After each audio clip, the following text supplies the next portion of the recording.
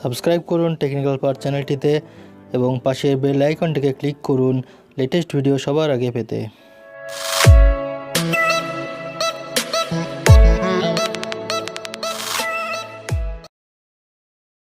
নমস্কার বন্ধুরা, technical part চ্যানেলে আপনাদেরকে সবাইকে স্বাগতম। এই চ্যানেলটিতে সমস্ত সরকারি নিউজ আপডেট, চাকরি, জব এবং বেতন কমিশন সমস্ত বিষয়ে সবার আগে এখানে আপলোড করা থাকে। তো যারা আমার চ্যানেলে নতুন তারা অবশ্যই আমার চ্যানেলটিকে সাবস্ক্রাইব করবেন এবং পাশের বেল আইকনটিকে ক্লিক করবেন। যখনই নতুন নতুন ভিডিও আপলোড করব আপনাদের কাছে পৌঁছে যাবে। তো চলুন শুরু করি বন্ধুরা। সামনেই আসন্ন লোকসভা নির্বাচন।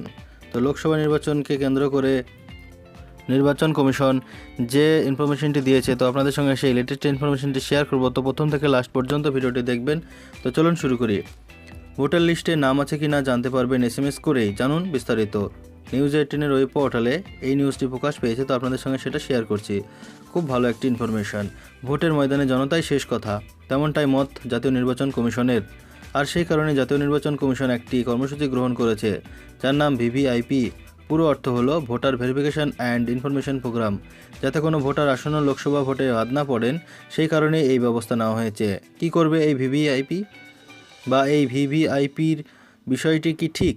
কমিশনের তরফে জানানো হয়েছে, VVIP নামক ওই লিঙ্কে গিয়ে ভোটার দেখে নিতে পারবেন তালিকায় তার নাম আছে কি না। এর পাশাপাশি VVIP নামক ওই লিঙ্কে গিয়ে ভোটার দেখে নিতে পারবেন তার তালিকায় নাম আছে কি না। ধরুন ভোটারের কাছে পরিচয়পত্র রয়েছে, অথচ বুথে ভোট দিতে গিয়ে দেখলেন যে তার ভোটার তালিকায় তার নাম নেই। তখন কি করবেন?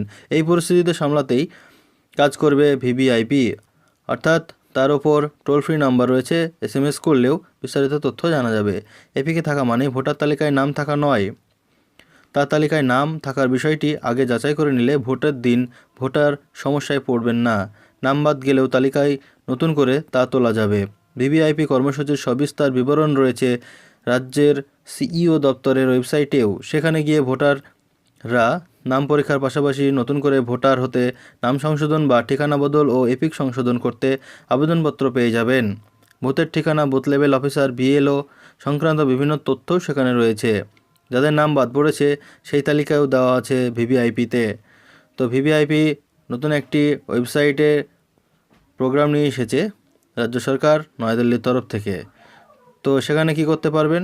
আপনাদের ধরুন ভোট দিতে গিয়ে দেখলেন যে ভোটার তালিকায় তার নাম নেই, তো তখন VVIPতে SMS করতে হবে। SMS-এর নাম্বারটা আমি ডেসক্রিপশনের নিচে দিয়ে দেবো। তো এখন পর্যন্ত পাওয়া যায়নি। তো আপনারা ওয়েবসাইটে গিয়ে আপনার ভোটার তালিকায় যে ভোটের লিস্টে যে এপিক কার্ডের নাম্বার রয়েছে সেই নাম্বার দিয়ে সার্চ করলে আপনি দেখতে পাবেন যে আপনার ভোটার তালিকায় আপনার নাম আছে কি না। তখন আর কোনো অসুবিধায় পড়তে হবে না ভোট দিতে গিয়ে।